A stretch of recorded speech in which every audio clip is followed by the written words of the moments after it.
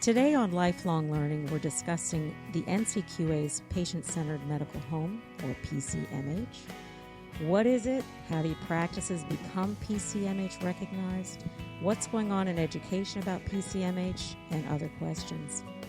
I'm your host, Alicia Sutton, and with me today are Jennifer D'Alessandro and Scott Weber. Jennifer is Assistant Director of Clinician Education at NCQA, and Scott is CEO of MedIQ, a leading provider of certified continuing education. Welcome, Jennifer and Scott. We are glad you can join us. Thank you. Good afternoon. So, Jennifer, let me start with you. Tell us about the Patient Center Medical Home. Our organization, the National Committee for Quality Assurance, developed a voluntary program around the patient-centered medical home model. The Patient-Centered Medical Home Recognition Program invites clinicians at the practice level, the primary care practice, to conduct an analysis, a review of their practice. And they submit an application to NCQA against a set of quality standards with us. We assess that performance against our quality standards and award different levels of recognition for primary care practices. We are the most widely sought after program in the country. We have more than 50,000 clinicians within more than 8,000 practices that have achieved this accomplishment as a patient-centered medical home. Tell us about the value propositions of the Patient-Centered Medical Home. The value of the Patient-Centered Medical Home in regard to NCQA's recognition program is that we see a medical home leads to improved quality of care for patients. It leads to better control of costs and lower expenses, reduced ED visits, less time in the hospital, better follow-up care for patients. We're seeing also a better experience of care from both the patient's perspective and the provider's perspective, particularly the entire healthcare team. And is the adoption picking up? Are a lot of practices looking to do this? Absolutely. Practices continuously pursue our recognition program and renew under our recognition program.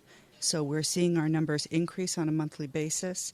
As I mentioned earlier, we have more than 8,000 recognized practices, and those numbers continue to grow. What is that recognition process like? What do they go through? Achieving recognition is not an overnight evolution.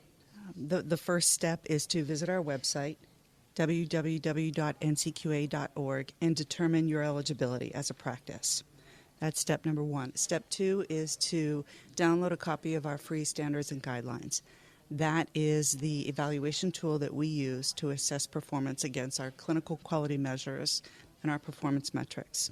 Once you do those two steps, you have some transformation work that you need to do at the practice level, and that is redesigning your care team to focus on whole patient care.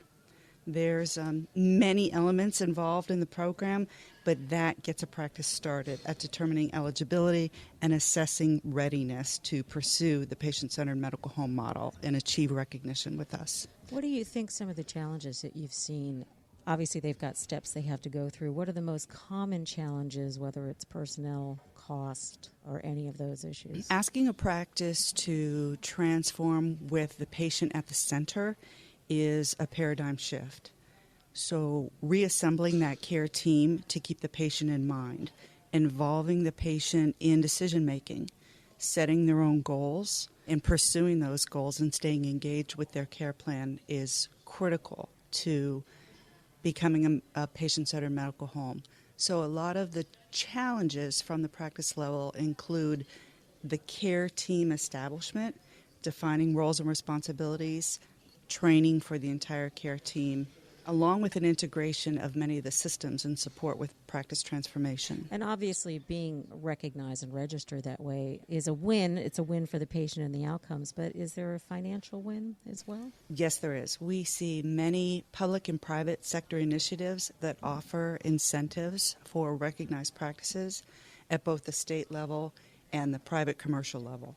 So there is an additional financial incentive when patient-centered medical home recognized practices see additional patients under the program. How long does it take? I mean, when it was start to finish, is there kind of an estimate we can tell our listeners? We get asked that question a lot, and it varies depending on the size of your practice, where you are in the transformation towards the medical home model. So it varies. It's a journey. It takes time. It takes the entire healthcare team, and it takes a variety of resources. So it doesn't happen overnight, but certainly the benefits continue once you begin the transformation. If you're just joining us, you're listening to Lifelong Learning on ReachMD. I'm your host, Alicia Sutton, and with me today is Jennifer D'Alessandro and Scott Weber, and we're discussing patient-centered medical home. So many of our listeners are educators themselves, and I'd like to bring in our second guest, Scott Weber. He is CEO of MedIQ, an education company, certified education.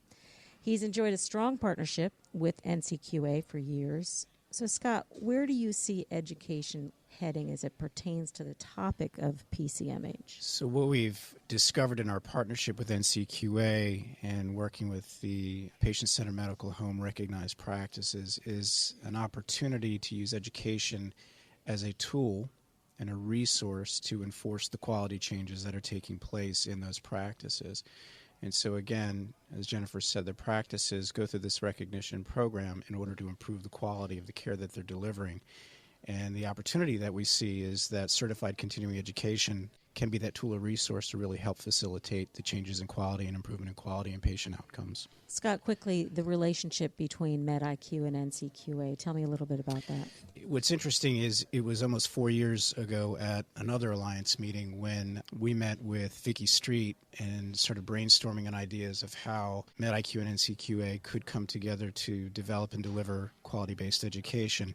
And over the past 4 years, we've delivered a number of activities, two in the quality and performance space, one in pain and the other in depression. The work has been published and has recently won some awards. And we always go back and forth and talk about what are the opportunities right now in both from a CME point of view or a continuing education point of view and the work that NCQA is doing with the patient-centered medical home recognition program. As we started to explore the model, what we realized in looking at the survey and interview data was a real opportunity to leverage continuing education to support the framework, the PCMH framework, and again, driving these practices towards better quality and better patient outcomes. The initiative that we're launching is a curriculum, if you will, of education that focuses on a number of clinical areas and will be delivered in multiple formats, both in live workshop as well as digital platform utilizing the Archimedics platform. And one of the interesting things that we found in the needs assessment data that we gathered was that while there is a lot of really high-quality education that exists in the CE-CME enterprise for physicians and pharmacists, nurses, NPs, PAs to access, what's needed in the PCMH model is education that is designed specifically for the needs of those recognized practices. And so the ability to develop education from the learner's point of view inside a patient-centered medical home model really gives us an opportunity to address the specific needs, close the specific gaps, and teach to the standards that are all part of the NCQA framework. That sounds like it must be highly customized because every center, every practice has its own needs. So how do you deal with the different needs across the country? The quality standards themselves are essentially the common denominator. And so ideally the goal of this initiative is continuing to do our homework to develop the education that is interactive, has opportunity for a lot of participant feedback. And you'll see as we roll out the initiative, you'll see that there are multiple points of interaction with the patient-centered medical home practices to address, again, specific needs, but also focus on the standard quality metrics that all of these practices are following. So, Scott, it sounds like terrific collaboration, and we look forward to hearing results about it and hope you come back to talk to us about it. But, Jennifer, to you, what are you going to do with those results? What do the outcomes mean to you? That's the terrific thing about this initiative is it will provide a curriculum of resources and tools and hands-on operational strategies for practices to begin the transformation. Once they achieve that level of patient-centered medical home, our portfolio will assist them in sustaining that improvement, continuously improving. That's our goal. We would like to see practices reach this level and continuously improve in the quality of care they're providing to their patients. That's great. Can't wait to hear the outcomes from it.